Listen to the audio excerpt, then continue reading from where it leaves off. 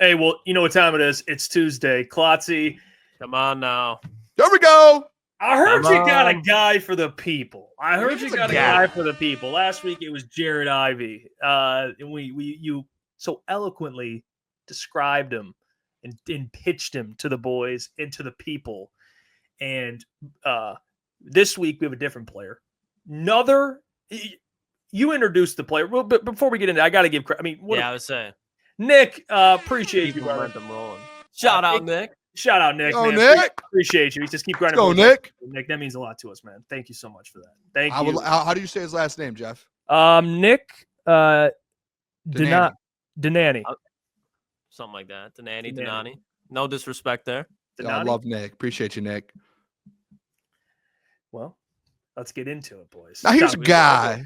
Now here's a guy. Here's a guy. We were just talking about the situation. If the Lions were to draft a defensive tackle in the first 2 rounds, like I said, I wouldn't be mad at, because you know who's probably going to be sitting there for Brad Holmes to trade up for in the second round, or could be potentially in the 3rd round? Jordan Burch, a monster out of Oregon. Okay, he played 3 years at South Carolina, was solid, and then he transferred to Oregon and was probably their best defensive player in the entire team. And Dan Lanning was extremely high on this guy. If you go back, I'll find the quote for it real quick. This is what he had to say about Jordan Burch. You got it? Yeah, pull that up, because I think that coming out of Dan Lanning, who I think we can all agree is a premier college football coach, for him to go out there and say this about him, this is why I go crazy when I hear the name Shamar Stewart, because he had 1.5 sacks.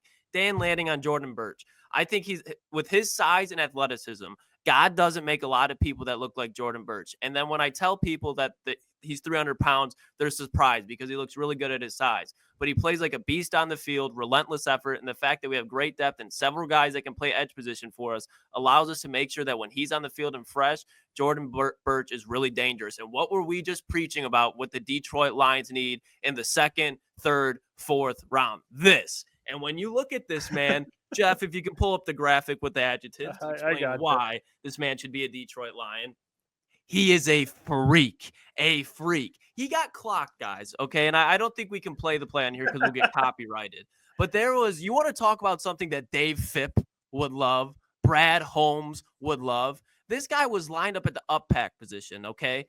The fake punt. He was clocked running 21 miles an hour on a 50-yard gain to open the game up for Oregon in a conference game this year. He's an absolute freak, was a 5-star prospect, 5 stars. Intangibly, he is a fucking monster. He has all the physical intangibles you could possibly want. He's a running back in high school, but he stayed in his home state, South Carolina. Tried to win there, obviously didn't, then moved to Oregon, like I said, to go win a national championship. But athletically, this guy is a monster. And he can play, what is it? Day one, not one day. This isn't a guy that you're relying on being a project. Now, he's not the first-round draft pick, because you're going to be like, wow, he's 300 pounds, 6'5", 6'6". Why is he in a first-round pick? He is going to take a little bit more coaching to develop. But when you watch the film, Jeff, I don't know if you're able to playing it whenever.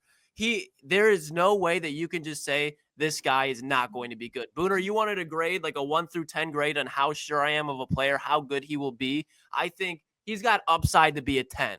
And I can lock it in that this guy is going to be at least a B+ 3-down player. Is this good? They got him on is this like a fake punt? This is the fake punt. This is the fake punt. This guy is 6'5". This is a defensive end. 300-pound defensive end running the ball. And I know it's just like, well, you're not going to ask him to do that. I'm just showing how much of a specimen this is when people are talking about Shamar Stewart in the first round. The dude had 1.5 sacks. When you look at Burch, he had 3.5 sacks each year pretty much at South Carolina. Goes to Oregon, and he has 20 hurries last year, and this year's 20 hurries, but he ups his sacks to 8.5. And he missed 2 games. The one big thing that's holding him back is he missed the game against Ohio State the second time, so there's film missing on him. When they played in the Rose Bowl, when they got blown out, he got a sack, but you can't really talk too much about it. This is him going up against Ashton Gentry and Boise State, was all over the field here. Look, quarterback out of the pocket, because he's so long, he can track down quarterbacks. He had 3 pass deflections, but his strength is the run game. If there's a way that you can get this guy in the 3rd round, if he somehow falls, I am all for it, because he has everything that you can put him at the outside. You can put him down if you want to do 5 defensive linemen, put him on the edge. He is a scheme fit to the Detroit Lions to a T, and he's been a guy that played in the SEC. And Jeff, if you can pull it up in a little bit, you don't have to right now. He's clocking dudes as a freshman, at 17 years old, leveling motherfuckers on special teams. I'm not going to bring you guys defensive players that are like soft. The Chop Robinsons. I don't like Chop Robinsons. I like headhunters.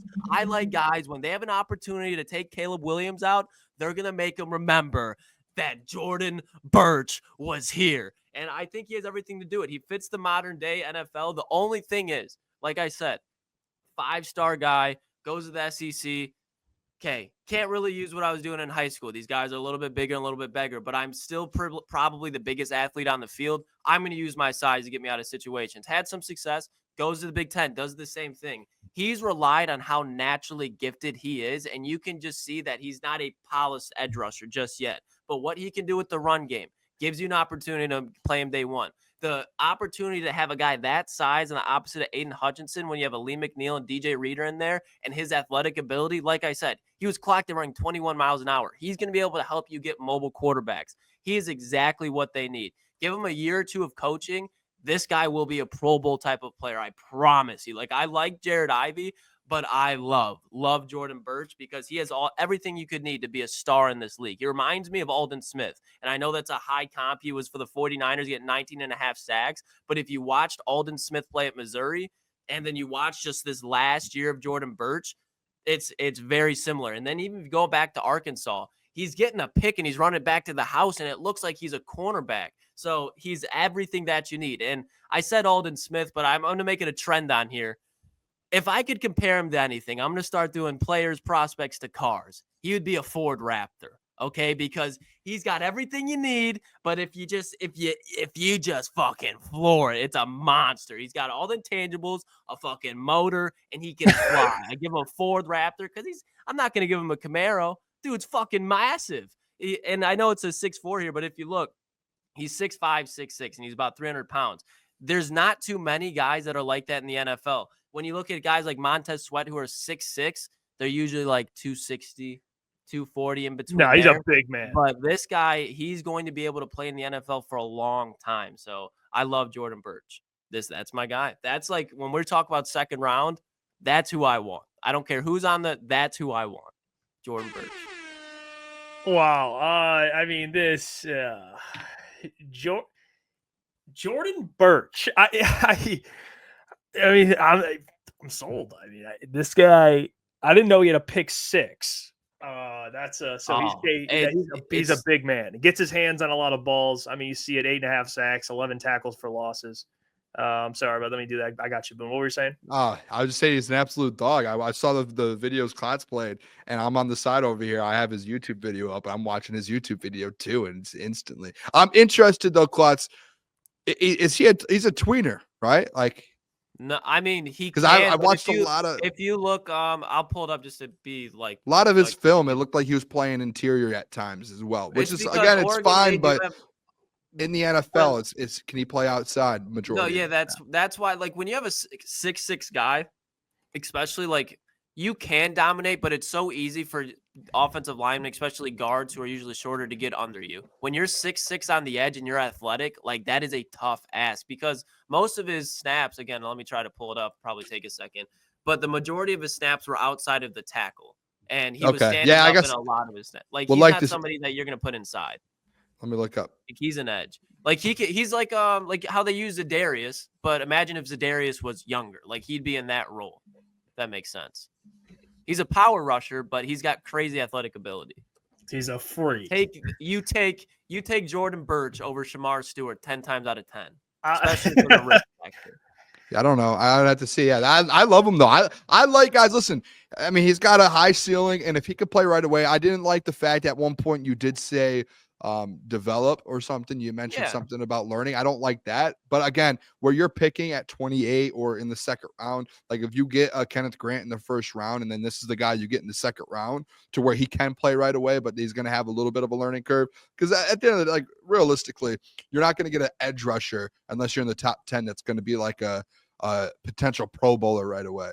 Like, yeah, that's just not going to happen. Maybe you can. TJ Watt went late. I don't know what his numbers were his year one, but like you might be able to get a guy. But I like it, Klotzy. If you get a D tackle and he's available in the second, Jordan Burch, I'm all in on that. Yeah, I love he's this a guy that it's just he needs an offseason with Casey Rogers. You know what I mean? Because he's just been the biggest guy on the football field, and now you're going up against Lane Johnson, so that's not the case. So he's got to figure out a way to just refine his pass rushing moves where he can add finesse instead of just trying to bully dudes.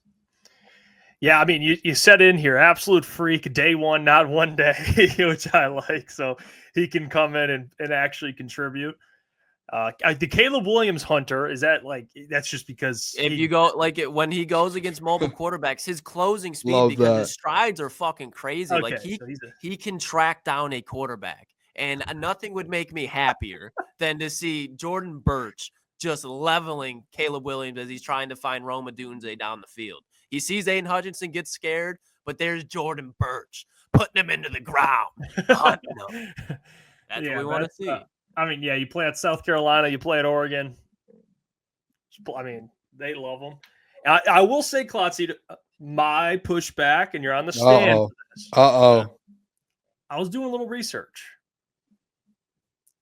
A couple injuries popping up with Jordan. Oh, no. No. I want you to respond to it. If I'm pushing back and I'm saying, hey, Klotzy had a slight meniscus tweak last year, you know, maybe an ankle injury here or there. What do you say back to the critics if they say, well, Jordan Burch? How many games did he miss last year, Jeff? I think he missed the Ohio State game, one of them. Yep, so he missed one. Year prior, how many games did he miss? I don't know. He really, there's been no significant injury history with Jordan Burch. He's missed some games, but a lot of college players do. He's never had a significant injury while in college. Okay, then that's a good. All right, that's great. Where did you get your information at? He missed the Ohio State game. Oh no! I looked into the injuries. That is a big game. Saw meniscus. He hurt his meniscus in practice, not in like a drill, a non-contact meniscus injury. So I'm just saying. But and he hasn't played since. That was. No, he played in Oregon's last game. He had a sack in the last game. Okay, love that. Then good. That means he can get hurt and he could be a dog and come back from it. Yeah, that's what I like to hear. Boone, relentless motor. I love that. I'm in. You're 2 for 2 so far, Klotzy. I was saying, Klotz, can I get a free agent next week? I want to. Yeah, if we can do free agents, I'd love to do that. That's we came up with the segment because you brought up Robert Spillane. I want a free agent too. Hey, give me a free agent. You've been 2 for 2 so far. I'm interested to see Klotzy, a guy. Hey, Brad, you better sign this guy to change. Hey, I want this game changer. Hey, what's going on there? It's Jeff Iafrate. Appreciate you for finishing the video. You can check out one of the videos here suggested or show support by commenting, liking, and subscribing. And buy your merchandise, FisherCTSports.com.